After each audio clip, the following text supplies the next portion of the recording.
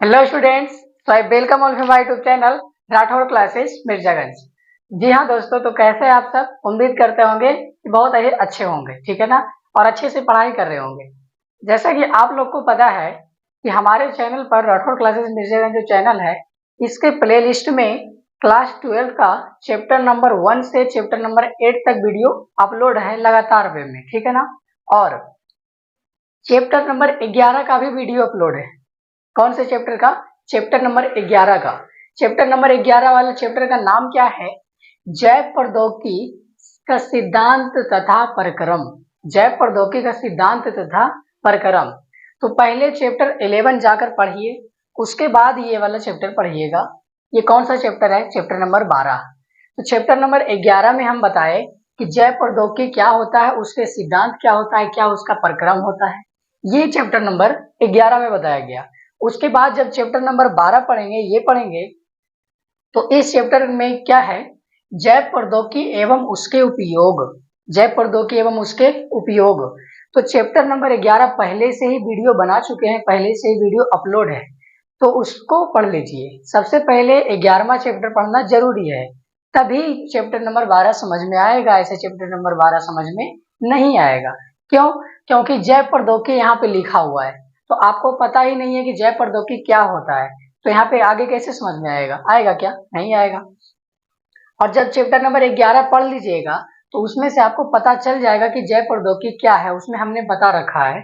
तो उसके बाद जब चैप्टर 12 पढ़ेंगे तो आपके लिए बहुत ही अच्छा होगा, बहुत ही अच्छे से समझ में भी आएगा, ठीक है ना। इसलिए तो सबसे पहले क्या कीजिए, चैप्टर नंबर 11 पढ़िए, उसके बाद चैप्टर नंबर 12 पढ़िए। ओके, तो चैप्टर नंबर 11 12 तो इस प्रकार से खत्म हो जाएगा। तो फिर बोलिएगा कि बीच में 9 चैप्टर और 10वां चैप्टर क्यों छोड़ दिए? तो जो 9वां वाला चैप्टर है वो शायद आपके सिलेबस से हटा दिया गया है, और 10वां नंबर चैप्टर पढ़ना है तो आगे पढ़ा दिया जाएगा। जरूरी थोड़ी है कि सारा कुछ एक ही बार लगातार पढ़ाया जाए, ठीक है ना। कुछ ऊपर नीचे चैप्टर हो सकता है, उससे कोई दिक्कत नहीं है। ओके, तो आज हम इस वीडियो में क्या बात करने वाले हैं? चैप्टर नंबर 12 का शुरुआत करने वाला है। क्लास 12 का चैप्टर नंबर 12 का कौन सा वीडियो है? ये पहला वीडियो है।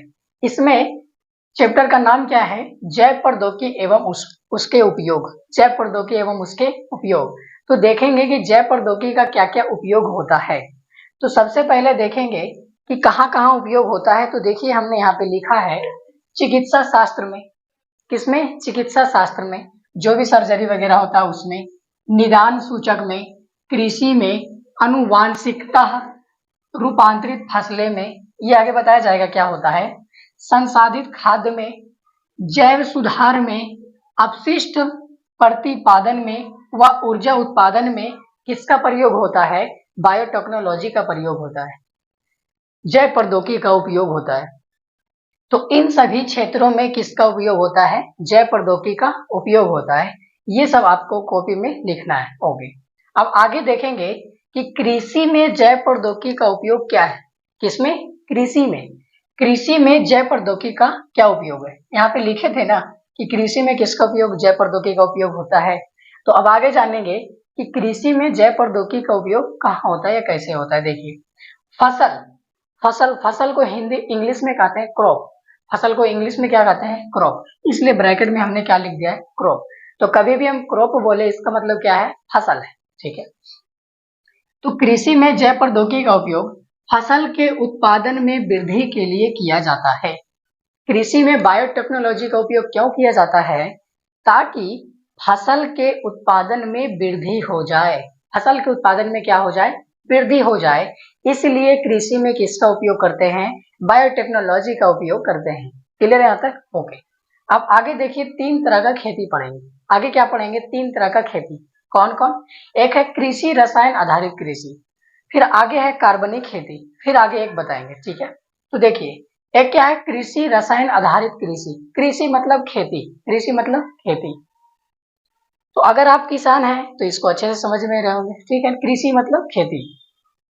तो क्या लिखा हुआ है? कृषि रसायन आधारित कृषि। इसका मतलब क्या होता है? जब कृषि ब्रैकेट खेती में रसायन का उपयोग करते हैं। जब खेती में किसका उपयोग करते हैं? रसायन का उपयोग करते हैं। रसायन मतलब केमिकल का उपयोग करते हैं।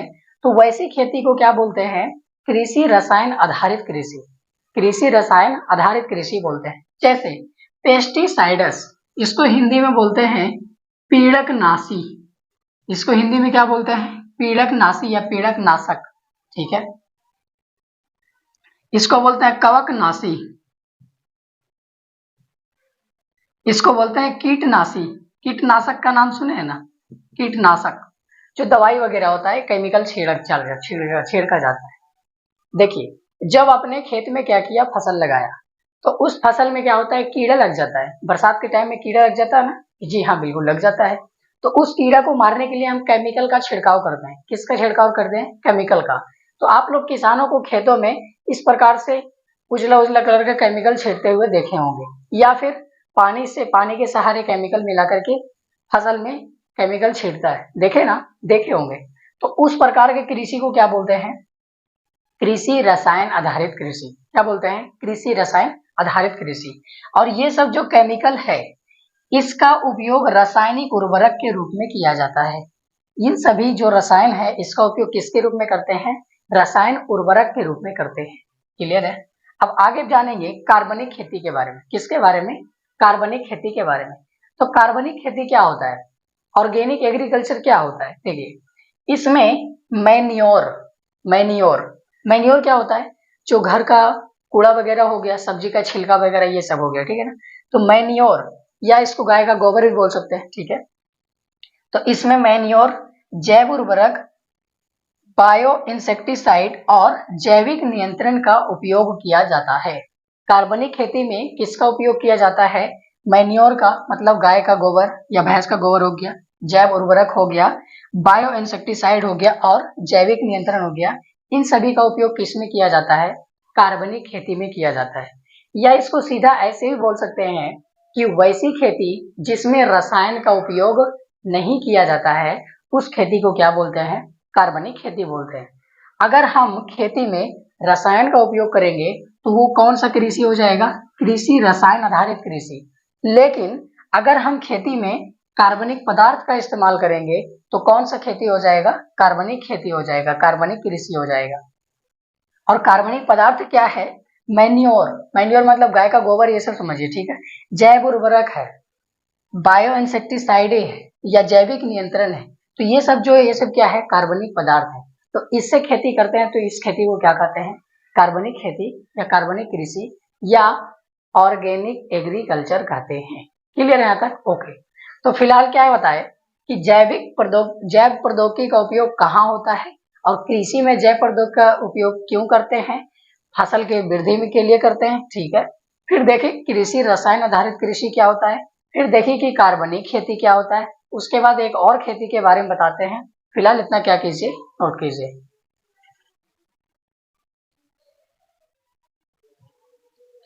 अब एक बचा हुआ है अनुवांशिकता रूपांतरित पौधे। कौन सा पौधे? अनुवांशिकता रूपांतरित पौधे। तो अनुवांशिकता रूपांतरित क्या होता है, ये 11 चैप्टर में पढ़ाए हैं, ठीक है ना। तो भी समझ में आएगा जब 11 चैप्टर पढ़ा हुआ रहेगा। तो अनुवांशिकता रूपांतरित फसलें में सबसे पहले बात करेंगे हरित क्रांति की। किसकी बात करेंगे? हरित क्रांति की। तो हरित क्रांति का आप लोगों ने नाम सुना होगा। क्या होता है हरित क्रांति? कब लागू किया गया हरित क्रांति? हरित क्रांति का पिता किसे कहा जाता है? हरित क्रांति में क्या इस्तेमाल किया गया? क्या हरित क्रांति से कुछ फायदा हुआ? किस फसल का उत्पादन ज्यादा बढ़ा? किस फसल का उत्पादन कितना बढ़ा? तो ये सभी जानकारी किसमें है? हरित क्रांति में है। तो देखिए हरित क्रांति में क्या है। हरित क्रांति को इंग्लिश में बोलते हैं ग्रीन रेवोल्यूशन। क्या बोलते हैं? Green revolution. ये हरित क्रांति 20वीं शताब्दी में लागू किया गया। हरित क्रांति कब चालू किया गया? 20वीं शताब्दी में। किस शताब्दी में? 20वीं शताब्दी में चालू किया गया। इसमें क्या होता है, अच्छा पूछेगा क्वेश्चन कि हरित क्रांति क्यों लागू किया गया, हरित क्रांति क्यों चलाया गया? तो बोलना है गेहूं तथा चावल के उत्पादन में वृद्धि के लिए। किसमें वृद्धि के लिए? गेहूं तथा चावल के उत्पादन में वृद्धि के लिए। तो ये क्वेश्चन पूछा जाता है, इंपॉर्टेंट है। बोलेगा कि हरित क्रांति में किस फसल के उत्पादन में वृद्धि के लिए हरित क्रांति लागू किया गया? तो बोलना है गेहूं तथा चावल के उत्पादन में वृद्धि के लिए। किसके वृद्धि के लिए? गेहूं तथा चावल के उत्पादन में वृद्धि के लिए ग्रीन रेवोल्यूशन लागू किया गया, हरित क्रांति लागू किया गया। ठीक है। अच्छा, आगे पूछेगा कि जब हरित क्रांति लागू हुआ तो इसके कारण क्या हुआ? कुछ फायदा हुआ या कुछ नुकसान हुआ? तो इसके वजह से क्या हुआ? तो देखिए क्या हुआ। इसके कारण गेहूं तथा चावल का उत्पादन 3 गुना बढ़ गया। हरित क्रांति के कारण गेहूं तथा चावल का जो उत्पादन हो रहा था उसमें कितना बढ़ोतरी हो गया? 3 गुना बढ़ोतरी हो गया। किसके वजह से? हरित क्रांति के वजह से। ये फायदा वाला चीज है ना। फायदा हुआ कि नुकसान हुआ? फायदा हुआ। तो हरित क्रांति इसलिए लाया गया ताकि गेहूं चावल के उत्पादन में वृद्धि हो। ठीक है। और जब हरित क्रांति लाया गया तो इसके कारण गेहूं तथा चावल में कितना गुना वृद्धि हुआ? 3 गुना वृद्धि हुआ। कितना गुना वृद्धि हुआ? 3 गुना। ये क्वेश्चन पूछता है कितना गुना वृद्धि हुआ। ठीक है। आगे पूछेगा इंपोर्टेंट क्वेश्चन ऑब्जेक्टिव में कि हरित क्रांति का पिता किसे कहा जाता है? हरित क्रांति का पिता किसे कहा जाता है? तो बोलना है नॉर्मन बोरलॉग। हरित क्रांति का पिता कौन है? Norman Borlaug. क्लियर है? अच्छा, अगला क्वेश्चन रहेगा कि हरित क्रांति जो है किस पर आधारित है? हरित क्रांति किस पर आधारित है? इसका कहने का मतलब क्या हुआ? अभी इसके पहले बताए कृषि रसायन आधारित कृषि, फिर बताए जैविक कृषि, जैविक मतलब कार्बनिक कृषि, उसके बाद बता रहे हैं अनुवांशिकता रूपांतरित फसलें या खेती। तो ये तीनों में से किस पर आधारित था ये हरित क्रांति? ये जो हरित क्रांति है ये कृषि रसायन आधारित कृषि पर आधारित था। किस पर आधारित है? कृषि रसायन आधारित कृषि। तो जब ये कृषि रसायन आधारित कृषि पर आधारित है तो इसका मतलब ये है कि हरित क्रांति में कृषि रसायन आधारित कृषि का उपयोग किया गया और इसमें रसायन का उपयोग किया गया। किसका उपयोग किया गया? रसायन का। ठीक है। आगे देखिए, इसमें फसल के ज्यादा उत्पादकता के किस्म का उपयोग किया गया। हरित क्रांति में क्या ज्यादा उपयोग किया गया? फसल के ज्यादा उत्पादकता के किस्म। फसल के ज्यादा उत्पादकता के किस्म मतलब जो क्वालिटी वाला फसल ज्यादा उत्पादन करता है उसी किस्म का इस्तेमाल किया गया, उसी वैरायटी का इस्तेमाल किया गया। और हरित क्रांति में क्या हुआ? इसमें संकरीकरण भी पूरा किया गया। संकरीकरण मतलब ब्रीडिंग भी पूरा किया गया। अब ये ब्रीडिंग क्या है? संकरीकरण क्या है? तो जब एक प्लांट का गुण लेकर के दूसरे प्लांट के गुण को लेकर के दोनों को मिला करके एक नया पौधा बनाया जाता है तो इस प्रक्रिया को कहते हैं ब्रीडिंग। ये पहले बता चुके हैं। ठीक है ना। तो इसमें ब्रीडिंग भी पूरा किया गया। आगे इसमें सभी कार्यों को बहुत अच्छे तरीके से किया गया। हरित क्रांति में जितना भी कार्य हुआ सभी कार्यों को बहुत ही अच्छे तरीके से किया गया। जैसे बहुत ही अच्छा से सिंचाई किया गया। जब सिंचाई ही अच्छा से नहीं करेगा तो क्या फसल में उत्पादन में वृद्धि होगा? नहीं होगा। लेकिन हरित क्रांति में जितना भी काम हुआ सभी काम को बहुत ही अच्छे से किया गया। जैसे अच्छा से सिंचाई दिया, जो भी उसका मैकेनिज्म था करने का सबसे अच्छा मैकेनाइजेशन किया, जो भी दवाई छीटना था, पीड़कनाशी वाला दवाई देना था, उर्वरक का देना था, तो इन सभी का इस्तेमाल बहुत ही अच्छे तरीके से किया। और एक बात, सॉइल कंजर्वेशन टेक्निक का इस्तेमाल किया। किसका इस्तेमाल किया? Soil conservation technique. इसका मतलब क्या होता है? सॉइल मतलब मिट्टी और कंजर्वेशन मतलब बचाना। तो मिट्टी बचाने का टेक्निक है, उसी टेक्निक के आधार पर हरित क्रांति को किया गया, सफल किया गया। तो सभी काम, जितना भी काम हुआ है हरित क्रांति में, सब बहुत अच्छे तरीके से किया गया। ठीक है। आगे देखिए, अब आगे हरित क्रांति में एक समस्या है। हरित क्रांति में 2 समस्या है, एक नहीं कितने समस्या है? 2 समस्या है। हरित क्रांति फायदा वाला चीज था, ठीक है, कोई बात नहीं। लेकिन हरित क्रांति में समस्या क्या है? 2 समस्या क्या है? पहला समस्या है रसायन का उपयोग। पहला समस्या क्या है? रसायन का उपयोग। क्या समस्या भाई? देख लीजिए। जो भी किसान भाई लोग हैं हमारे, जो भी किसान हैं, उनके लिए रसायन अफोर्डेबल नहीं है। अफोर्डेबल कहने का मतलब वो इतने जो रसायन है इतने हाई रेट का होता है कि किसान उसे खरीदने में सक्षम नहीं होता है, मतलब असक्षम होता है। जैसे अगर एक बोरा रसायन लेना है तो लगभग 2000 रुपया 2500 रुपया पड़ेगा। तो कितना सब किसान उतना ले पाएगा क्या? नहीं ले पाएगा। तो वो किसानों के लिए ज्यादा एफोर्डेबल, उचित प्राइस जिसको बोलते हैं, उचित प्राइस नहीं था, उचित मूल्य नहीं है। आगे अगर इसमें रसायन का उपयोग करेंगे तो ये ह्यूमन के लिए हानिकारक भी होता है। किसके लिए हानिकारक होता है? ह्यूमन के लिए हानिकारक भी होता है कि ज्यादा रसायन का प्रयोग ना किया जाए तो ही ठीक है। तो ये है रसायन का उपयोग एक समस्या है। क्लियर है। दूसरा समस्या क्या है, जिस इल्ड में, इल्ड मतलब क्या होता है, जितना हम लिए थे, जितना मात्रा में लिए थे, जैसे एक बार मकई आपके खेत में हुआ, ठीक है, तो कुछ मकई आप साइड में रख लेते हैं और बोलते हैं कि जब अगला सीजन आएगा तो उसमें हम वही मकई को बोएंगे। तो वो जो मकई रखे हुए हैं उसको बोलते हैं इल्ड, उसको क्या बोलते हैं, इल्ड। तो जिस इल्ड में आप हरित क्रांति में 3 गुना फसल में वृद्धि किए, उसी इल्ड में फिर से उत्पादन नहीं बढ़ा सकते, सेम इल्ड में फिर से उत्पादन नहीं बढ़ा सकते। ऐसा थोड़ी है कि फिर से ये करेंगे और फिर से 3 गुना वृद्धि हो जाएगा, ऐसा नहीं होगा। क्यों नहीं होगा, क्योंकि यह कंजर्वेशनल ब्रीडिंग मेथड है। कौन सा मेथड है, कंजर्वेशनल ब्रीडिंग मेथड है।